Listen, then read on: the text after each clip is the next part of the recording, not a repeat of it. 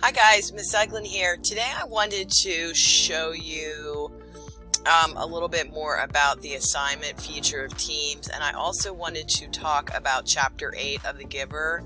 So I want to thank everybody who took the time to actually try the sample assignment and the quiz and kind of just go through the format we're going to be using. And I'm happy to tell you this is going to be even easier starting on Monday. So we're going to simplify it even more. Okay, so what you would do, again, to get into Teams, you're going to go to your Outlook, your school email, click on the invite. They're recommending it is probably best if you can download the Teams app and all the Microsoft Word and all of those apps on your phone, iPad, or laptop that you are using. And then once you get here, you're going to be in your class. I'm going to use my sample class here, and I'm going to go to the assignment. So this would be how I open it, and this is what I see on my side. But what I really want to get to is this actual The Giver Chapter 8. So everyone is going to need to read or listen to Chapter 8. And I'm seeing this was the old document I used to use, so I'm going to go to this one because I want to show you the PDF book that Mrs. Frederick found that's really cool that you can use. Okay, so this is the PDF of the book that you should be using, and it is just like the regular book except it's digital. So what I did, and again the navigation is a little bit different. If you look to the upper right, there's a search bar. I just typed in 8 because I want to go to Chapter 8 to see if it would take me there, and it did not. So what I'm going to do is just kind of advance here.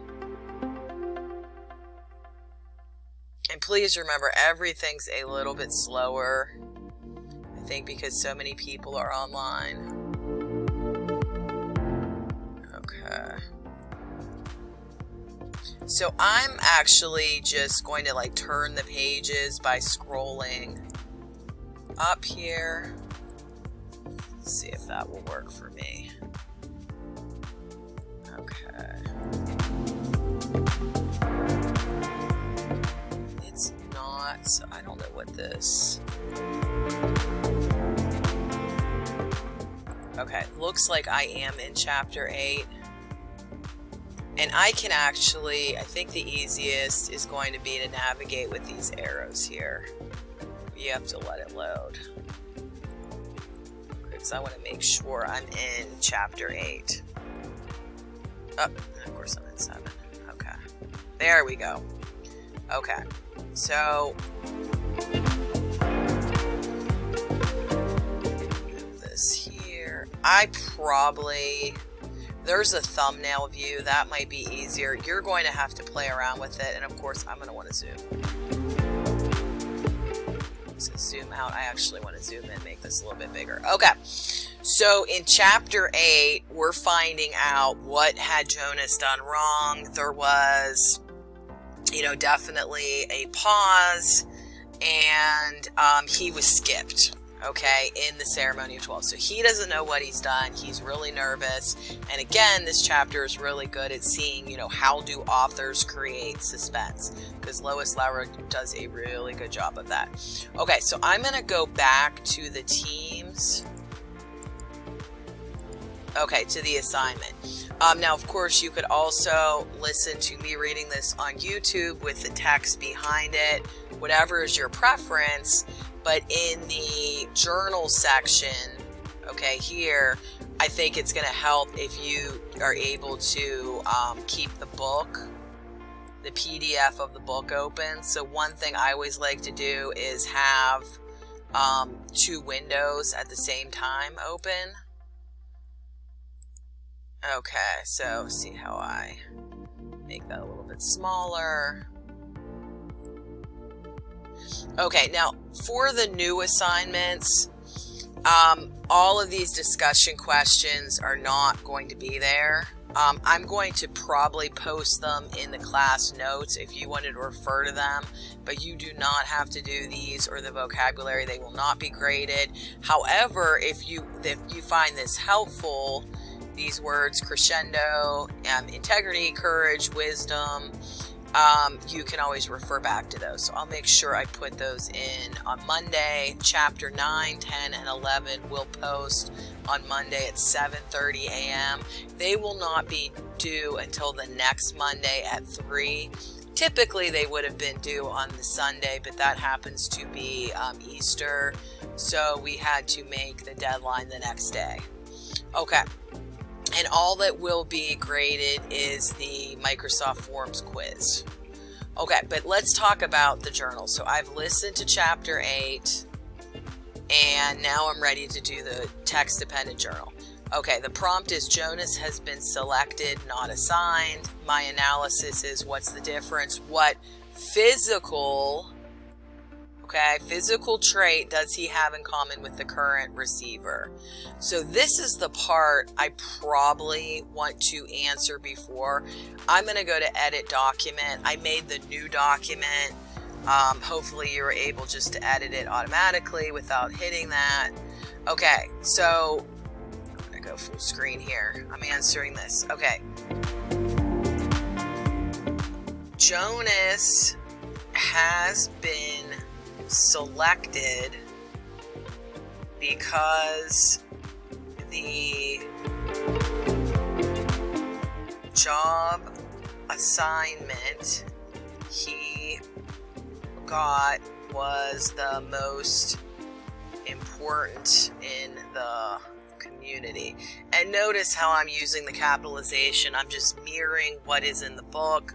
Lois Lowry capitalizes words we would consider common nouns as proper because they're more specific. So the community doesn't have a name, but like the name is the community.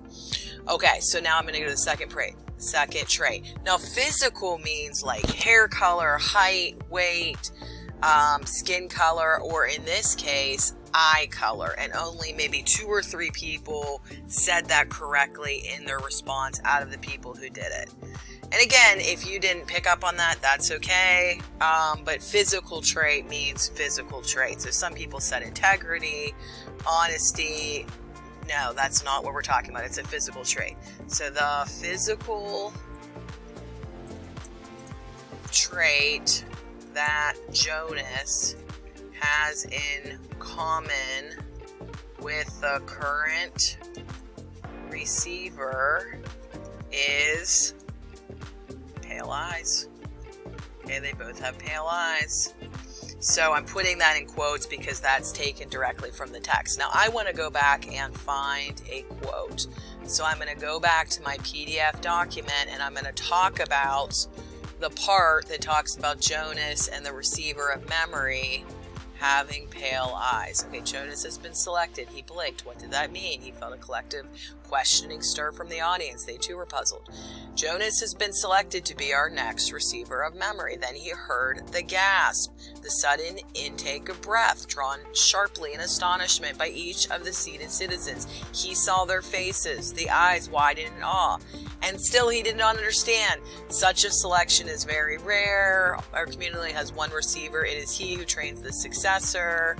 Okay, and then she goes on about the failed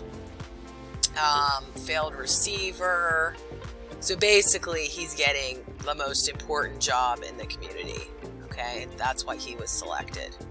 And they studied him, and now we're talking about the quality that he has in common. And I'm skimming and scanning. I'm scanning, looking for something that says pale eyes. You know, I don't just automatically know where it is in the text. I have to find it. Okay. And I did not find it, so I'm going to go back.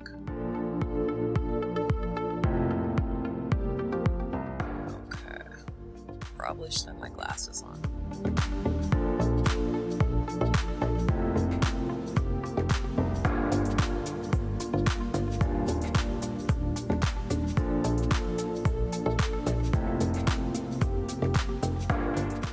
Okay, here it is on 33/93.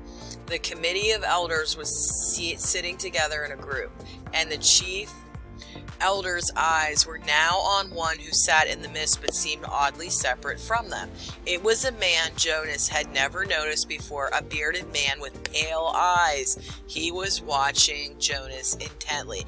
Now, if you wouldn't have picked up on that, you really needed to remember the chapter when Lily kind of mocked Jonas and compared him with Gabe, you know, having the pale eyes, because they really go into that discussion. And I'm kind of glancing back. Okay, that's in chapter 3 when it says, oh, look, Lily squealed in light. Isn't he cute? Look how teeny he is, and he has funny eyes like yours, Jonas. Okay, and that's where he waits for the father to chastise her.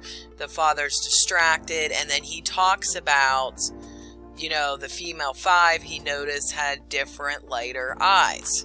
Okay, so again, you would have to recall that from chapter 3 to be able to make the distinction. Okay, so I've done that, and again, that is just practice. And what did I forget to do? I forgot to get my quote. So I'm going to go all the way back to 33, and I'm wondering if I can just type that in. I don't know. So I'm just going to kind of click through, and I want to go back to page 33, and I'm going to try the old trick of copying and pasting to get my quote. And actually,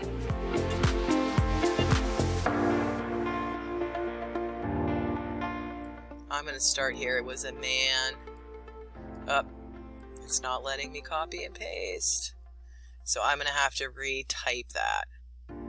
Okay.